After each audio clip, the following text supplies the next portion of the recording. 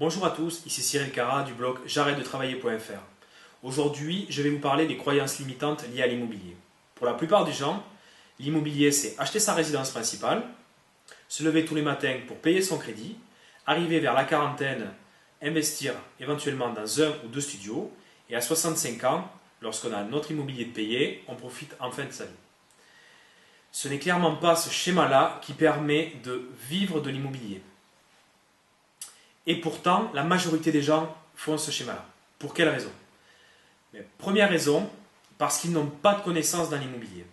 Pour ça, c'est assez simple. Il suffit de lire des bouquins, de suivre des formations, de parler avec des gens qui ont déjà fait, et on peut tous y arriver.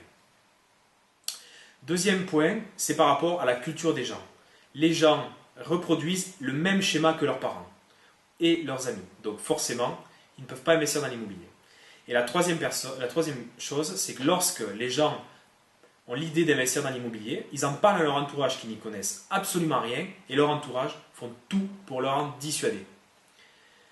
Qu'est-ce qu'ils leur disent? C'est assez simple. Si tu investis dans l'immobilier, tu vas avoir des mauvais locataires. Ces mauvais locataires ne vont pas te payer, ils vont dégrader le bien, tu vas perdre de l'argent et tu cours à ta ruine.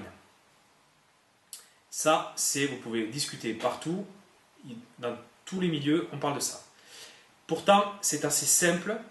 J'ai 8 étapes qui permettent d'investir dans l'immobilier de façon pérenne. Première étape, c'est important de choisir sa stratégie. Vous pouvez faire de la colocation, de la location saisonnière, de la division de biens immobiliers, de l'achat de parking, l'achat de locaux commerciaux ou de bureaux commerciaux, éventuellement l'achat de studios.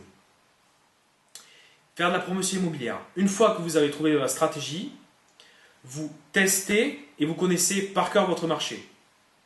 Vous le testez via une fausse annonce sur le Bon Coin et vous le connaissez d'un point de vue géographique limité. Ensuite, vous cherchez votre équipe. Il vous faut un électricien, un plombier, un menuisier, un peintre, un comptable, un notaire, éventuellement un ou plusieurs banquiers, des agents immobiliers. Voilà. Une fois que vous avez fait ça, vous cherchez votre bien. Concrètement, ce n'est pas sur le Bon Coin que vous allez trouver la bonne affaire. Ou du moins, ce n'est pas au prix auquel le vendeur affiche l'annonce sur le Bon Coin.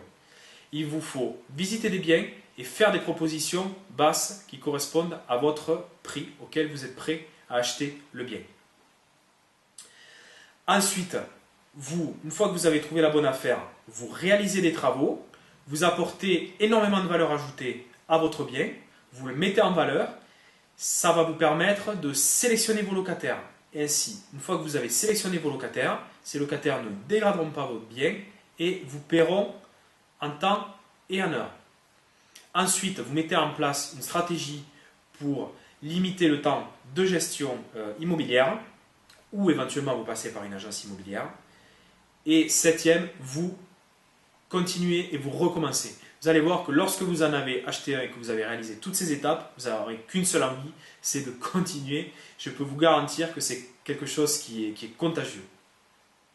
Et enfin, la huitième et dernière étape, vous profitez et vous célébrez. Chaque fois que vous avez réalisé un bien, vous célébrez votre victoire. Voilà. J'espère que cette vidéo vous a plu sur les croyances limitantes et les choses à mettre en place pour y échapper. Vous pouvez vous abonner sur ma vidéo en cliquant sur le lien qui se trouve en bas à droite de cette vidéo et aller faire un tour sur mon site j'arrête de travailler.fr.